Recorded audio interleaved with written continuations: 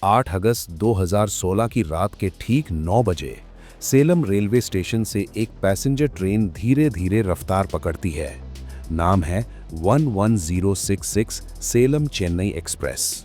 सभी यात्रियों के लिए ये एक रोज की रात जैसी ही थी, लेकिन इस ट्रेन के 2 सील्ड कोचेज में कुछ ऐसा रखा था जिसकी कीमत पूरे सिस्टम को हिला सकती थी। 342 करोड़ कैश, 224 लकड़ी के बंद बक्सों में नोट, बैंक की सील लगी हुई और ठीक बगल के कोच में हथियारों से लैस पुलिस पहरा दे रही थी। सब कुछ सुरक्षित लग रहा था। ट्रेन अंधेरी रात में आगे बढ़ती रही, पहिए पटरियों पर दौड़ते रहे और उसी दौरान किसी ने ऐसा काम किया जिससे सभी पुलिस वालों और बाकी लोगों के होश उड़ गए। ट्रेन चल रही थी, नीचे पुलिस भी मौजूद थी, दरवाजे और सभी बॉक्सेस भी सील्ड थे। तब कुछ लोग ट्रेन की छत के ऊपर चढ़े, गैस वेल्डिंग कटर से छत काटी गई और किसी तरह कोच के अंदर उतरकर बॉक्सों तक पहुंच गए। फिर बॉक्सेस में से पैसे को निकाला और वहां से निकल गए। सबसे बड़ा सवाल ये है कि जब ट्रेन रुकी ही नहीं थी, सिक्योरिटी हर जगह मौजूद थी और डोर्स और सभी बॉक्सेस भी लॉक थे, तो ये सब बिना किसी को पता चले कैसे हो गया? तो आइए साथ मिलकर समझने की कोशिश करते हैं कि आखिर इस चोरी को किस तरीके से अंजाम दिया गया। इंडिया में रोज लाखों रुपए का लेन देन होता है, लेकिन हर नोट की एक लिमिट होती है। टाइम के साथ कुछ नोट्स फट जाते हैं, कुछ गंदे हो जाते हैं और कुछ इतने खराब हो जाते हैं कि वो चलने लायक ही नहीं रहते। ऐसे नोट्स को बैंकिंग लैंग्वेज में सॉइल्ड और म्यूटिलेटेड करेंसी कहा जाता है। ये नोट्स दोबारा मार्केट में नहीं चलाए जा सकते, इसलिए देश के सारे बैंक्स इन्हें इकट्ठा करके रिजर्व बैंक ऑफ इंडिया यानी आरबीआई को भेजते हैं। आरबीआई इन नोट्स को अपने करेंसी चेस्ट में जमा करता है, जहां या तो इन्हें डिस्ट्रॉय कर दिया जाता है या फिर न्यू करेंसी से रिप्लेस किया जाता है। ये एक बिल्कुल रूटीन प्रोसेस है जो हर वीक, हर मंथ पूरे देश में चलता रहता है। लेकिन 8 अगस्त 2016 को यही रूटीन प्रोसेस इंडिया की सबसे रहस्यमयी ट्रेन लूट की नींव बन गया। उस दिन तमिलनाडु के अलग अलग बैंक से पुराने नोट्स का एक बड़ा कंसाइनमेंट तैयार किया गया।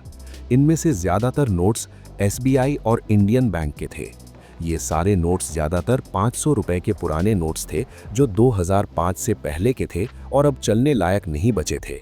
टोटल अमाउंट थी 342 करोड़ रुपए।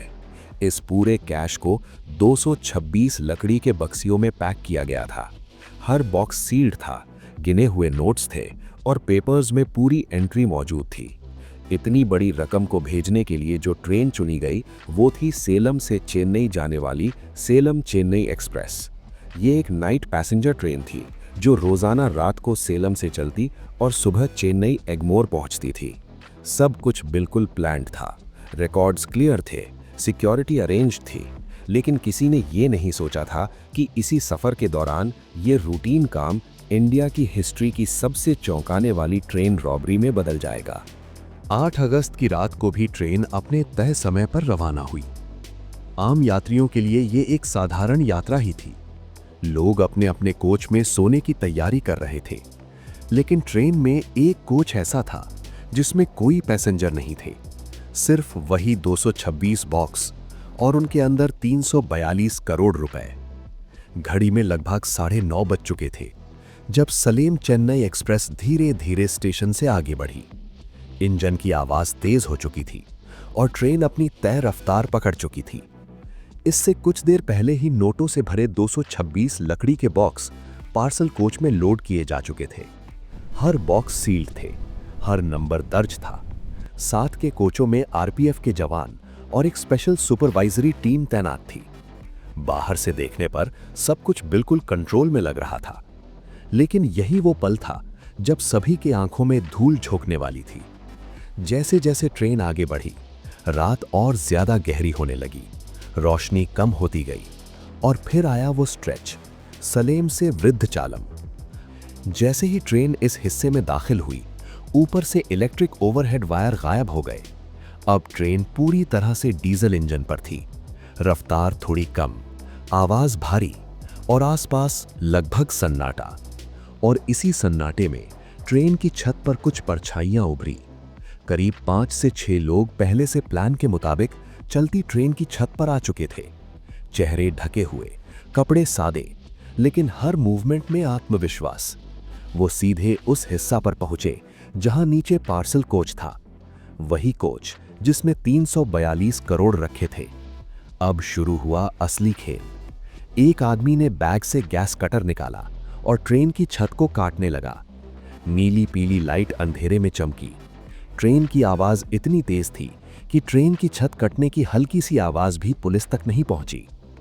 धीरे धीरे, बेहद सावधानी से छत पर एक चौकोरा छेद काटा जाने लगा। पसीना बह रहा था, ट्रेन हिल रही थी, लेकिन हाथ नहीं कांप रहे थे। हर सेकंड की कीमत थी, क्योंकि वृद्धचालम ज्यादा दूर नहीं था।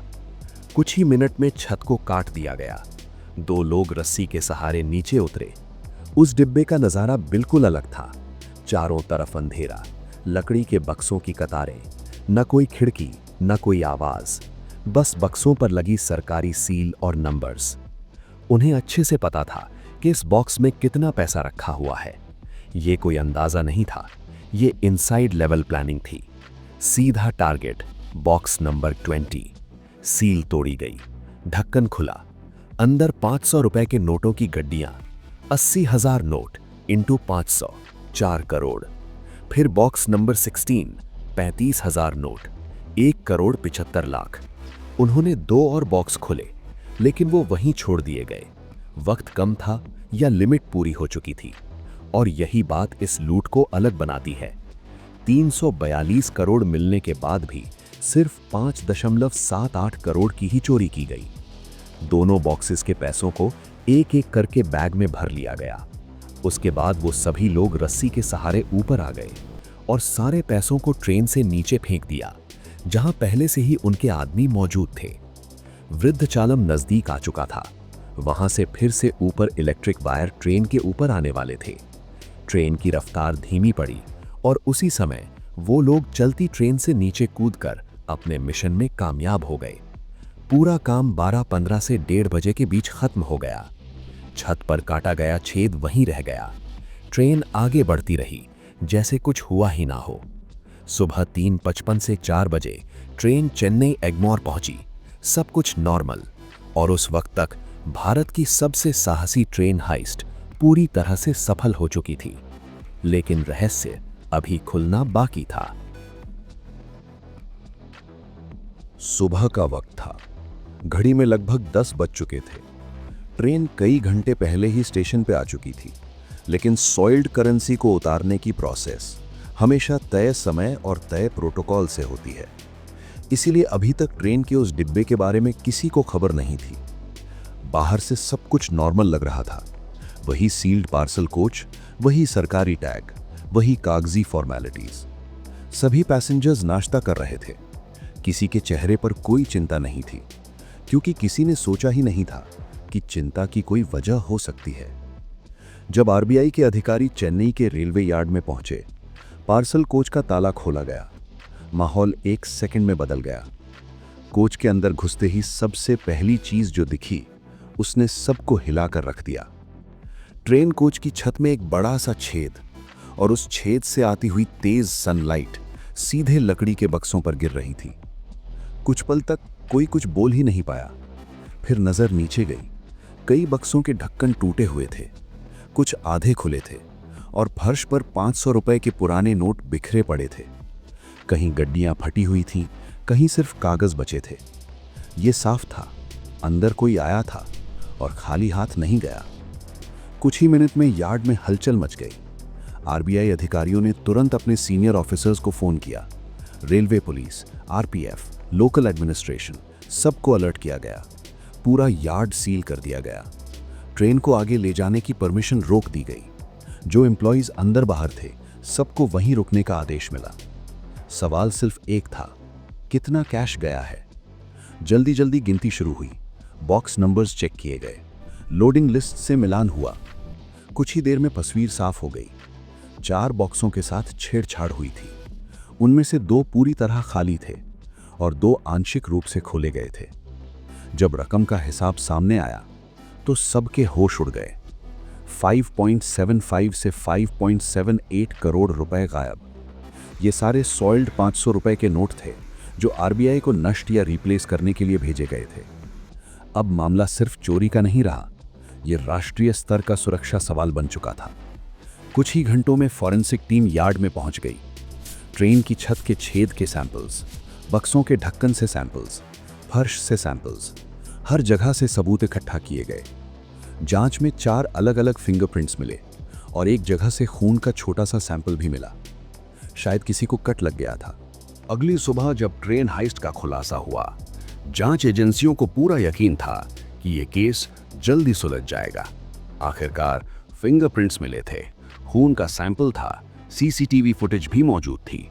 लेकिन शुरुआती हफ्तों में ही यह भरोसा धीरे धीरे टूटने लगा। 4 फिंगरप्रिंट और एक ब्लड सैंपल जब नेशनल क्रिमिनल डेटाबेस से मैच कराया गया तो नतीजा सिर्फ एक था, 0। न कोई रिकॉर्ड, न कोई पुराना केस, जैसे ये लोग सिस्टम में कभी मौजूद ही ना रहे हों। सीसीटीवी फुटेज में भी कुछ खास नहीं मिला। हर स्टेशन पर संदिग्ध चेहरे या तो कैमरे से मुड़े हुए थे या कपड़ों से ढके हुए थे। और जिस नॉन इलेक्ट्रिफाइड रूरल स्ट्रेच में असली वारदात हुई थी, वहां रात के वक्त कोई आई विटनेस था ही नहीं। इस बढ़ते प्रेशर में रेलवे पुलिस, आरपीएफ और तमिलनाडु पुलिस की तरफ से कई अलग अलग स्पेशल इन्वेस्टिगेशन टीम्स बनाई गई। हर टीम को दिया गया एक अलग angle, forensics, CCTV, local intelligence, criminal history. पर कुछ ही महीनों में हर नया सुराग अंधेरे में गुम होने लगा। पहले साल में जांच 3 बड़े एंगल के इर्द गिर्द घूमती रही। Angle 1, inside investigation. Security staff से घंटों पूछताछ हुई। आरपीएफ जवान, सुपरवाइजर्स, लोडिंग स्टाफ, सब पर शक किया गया, लेकिन ना पैसा मिला, ना कॉल रिकॉर्ड्स, ना कोई suspicious movement. Angle 2, local gang. Tamil Nadu के पुराने क्रिमिनल नेटवर्क्स जांच की गई, लेकिन चलती ट्रेन की छत काटकर अंदर घुसने जैसी एक्सपर्टीज किसी लोकल गैंग के प्रोफाइल से मैच ही नहीं कर रही थी। Angle 3, professional heist group. Interstate angle पर काम हुआ, लेकिन भारत में moving train roof cut robbery का कोई प्रेसिडेंट नहीं था। 2016 के आखिर तक ये बिल्कुल साफ हो गया कि ये केस धीरे धीरे कोल्ड केस बनता जा रहा है। इसी दौरान 11 अगस्त 2016 को केस क्राइम ब्रांच सीबीआईडी तमिलनाडु को सौंप दिया गया। नई टीम, नया लीडरशिप। एडीएसपी सेंथिल कुमारन को ओवरऑल इन्वेस्टिगेशन हेड बनाया गया और डीएसपी कृष्णन को फील्ड ऑपरेशंस की जिम्मेदारी दी गई। नई टीम ने पुरानी सारी फाइल्स दोबारा खोली। 2017 के आखिर में एक बड़ा फैसला लिया गया। फोरेंसिक्स ओनली अप्रोच फेल हो चुकी थी, अब जांच का रास्ता बदलना जरूरी था। अगस्त-सितंबर 2018, 2 साल की नाकामी, थकान और अधूरी फाइलों के बाद पहली बार जांच सही दिशा में बढ़ती दिख रही थी। सेल टावर डेटा और जियोस्पेशियल मैपिंग को जब एक दूसरे पर ओवरले किया गया तो तस्वीर साफ होने लगी। करीब 50 से 60 मोबाइल नंबर ऐसे थे जो 8 से 9 अगस्त 2016 की रात ट्रेन के साथ साथ लगातार टावर्स हिट कर रहे थे। ये रैंडम यात्रियों की तरह बिखरे हुए नहीं थे, इनका मूवमेंट कोऑर्डिनेटेड था। जब इन नंबरों को क्रिमिनल डेटाबेसेस से क्रॉस चेक किया गया तो कुछ नाम बार बार उभर कर सामने आए।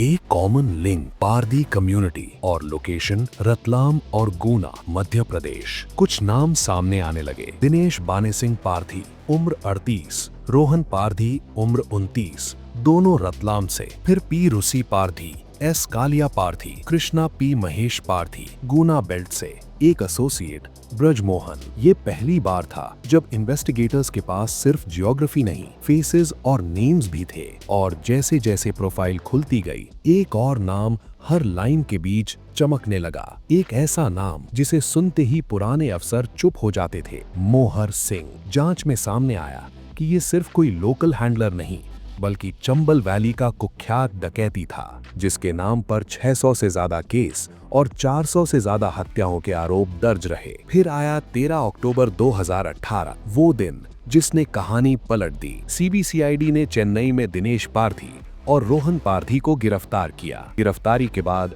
उनसे लगातार 2 दिन से भी ज्यादा पूछताछ हुई। धीरे धीरे पूरी कहानी सामने आने लगी। दोनों ने बताया कि इस चोरी में कुल 5 से 6 लोग ट्रेन की छत पर थे और 2 लोग छेद से नीचे कोच के अंदर उतरे थे। उन्होंने ये भी माना कि ये सब अचानक में ही किया गया था। चोरी से पहले पूरे रास्ते की रेकी की गई थी, खास तौर पर चेन्नई सलेम से वृद्धाचलम वाला हिस्सा, जहां ट्रेन में बिजली की लाइन नहीं होती। उन्हें पहले से पता था कि वहीं ये काम सबसे आसान और सुरक्षित होगा। सबसे चौंकाने वाली बात ये थी कि उन्हें ये जानकारी भी थी कि किस बॉक्स में कितना पैसा है। उन्होंने खास तौर पर बॉक्स नंबर 20 और बॉक्स नंबर 16 को निशाना बनाया और ये भी जानते थे कि इनमें 500 रुपए के नोट भरे हैं। पुलिस को ये साफ लगा कि इतनी सटीक जानकारी बिना अंदर की जानकारी के मिलना मुश्किल है। हालांकि जांच के दौरान ऐसा कोई पक्का सबूत नहीं मिला जिससे ये साबित हो सके कि किसी सरकारी कर्मचारी ने सीधे तौर पर मदद की थी। सबसे अहम खुलासा ये था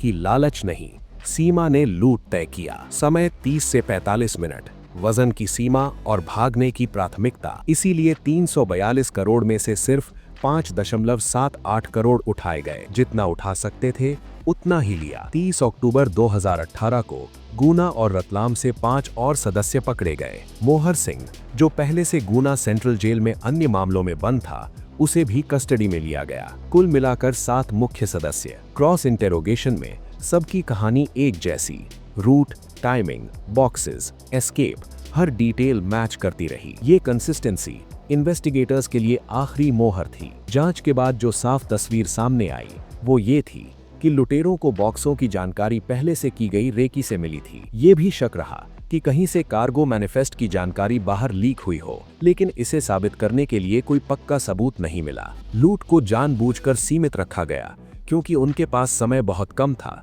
और ज्यादा वजन लेकर भागना जोखिम भरा होता है। इसीलिए उन्होंने उतना ही पैसा उठाया जितना जल्दी संभाला जा सके। चोरी के बाद पैसा वृद्धाचलम के पास पहले से मौजूद ग्राउंड टीम तक पहुंचाया गया। फिर वहां से एक मजबूत नेटवर्क के जरिए उसे मध्य प्रदेश की सीमा तक ले जाया गया। पूरे केस की टाइमलाइन अब बहुत साफ दिखती है। अगस्त 2016 में वारदात हुई। इसके बाद अगस्त 2016 से अक्टूबर 2018 तक जांच भटकती रही। केस लगभग कोल्ड हो गया। अगस्त-सितंबर 2018 में तकनीक ने खेल पलटा। सेल डेटा और सैटेलाइट मैपिंग से ब्रेक थ्रू मिला। 13 अक्टूबर 2018 को दिनेश और रोहन गिरफ्तार हुए। 30 अक्टूबर 2018 तक पूरी गैंग पकड़ी गई। कुल मिलाकर इस केस को सुलझाने में 2 साल और 2 महीने लगे। सीबीसीआईडी के लिए ये जीत सिर्फ लोगों को पकड़ने की नहीं, ये जीत थी सब्र, तकनीक और राज्यों के बीच तालमेल की। इस केस ने एक साफ सबक दिया, technology plus patience plus coordination, यही इस जांच का असली मंत्र था। अक्टूबर 2018 की गिरफ्तारियों के बाद शुरू हुई कानूनी प्रक्रिया, जो हमेशा धीरे और गंभीर होती है। सीबीसीआईडी ने आरोपियों पर डकैती, साजिश, रेलवे संपत्ति को नुकसान और इंटरस्टेट ऑर्गेनाइज्ड क्राइम जैसे आरोप लगाए। आरोपियों को तमिलनाडु और मध्य प्रदेश के बीच अलग अलग अदालतों में पेश किया गया। ट्रायल, बयान, रिमांड और कागजी सबूत, इन सब में समय लगता है। सबसे बड़ा सवाल था पैसा। मीडिया में कई बार पार्शल रिकवरी की खबरें आईं, लेकिन ये साफ रहा कि पूरा 5.75 से 5.78 करोड़ एक साथ पूरी तरह रिकवर होने की पुष्टि सामने नहीं आई। कैश बेस्ड और सॉइल्ड नोट्स होने की वजह से पैसों की ट्रेल टूटती चली गई। यही कारण है कि आज भी लोगों के मन में ये सवाल जिंदा है कि कितना पैसा मिला और कितना हमेशा के लिए गायब हो गया। इस हाइस्ट के बाद रेलवेज और आरबीआई दोनों ने अपनी सुरक्षा व्यवस्था पर दोबारा सोचा। हाई वैल्यू कैश कंसाइनमेंट्स के लिए नियम कड़े किए गए। अब कोच के अंदर आर्म्ड गार्ड, बेहतर सीलिंग, सीसीटीवी निगरानी और कहीं कहीं जीपीएस ट्रैकिंग जैसे कदम अपनाए गए। रेलवे रूट्स की रिस्क मैपिंग, नॉन इलेक्ट्रिफाइड हिस्सों पर ज्यादा सतर्कता और कैश हैंडओवर की सख्त जांच, ये सब बदलाव इसी केस की सीख से निकले। इन सब के बीच एक बात बिल्कुल साफ है, ये केस परफेक्ट क्राइम की सोच को तोड़ता है। समय लग सकता है, केस ठंडा पड़ सकता है, लेकिन तकनीक, धैर्य और सही तालमेल मिल जाए तो सबसे चालाक अपराध भी आखिरकार बेनकाब हो जाता है। अपराध कितना भी शातिर क्यों ना हो, सिस्टम सीखता है, और जब सिस्टम सीखता है तो देर से सही जवाब जरूर आता है।